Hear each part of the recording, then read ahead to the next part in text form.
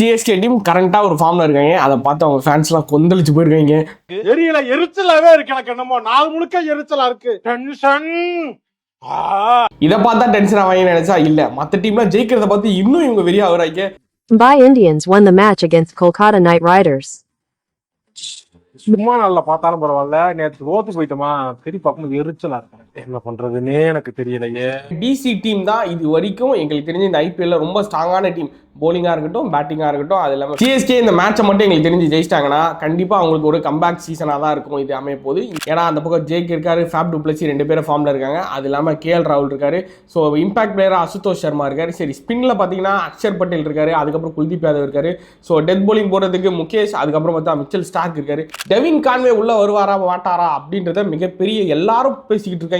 அவர் வந்தே அவன மாவன, அவர் மட்டும் வரலன்னு வச்சுக்கோ பொழந்துருவேன் அப்படி வரமாட்டான் சேட்டு, வரமாட்டான்.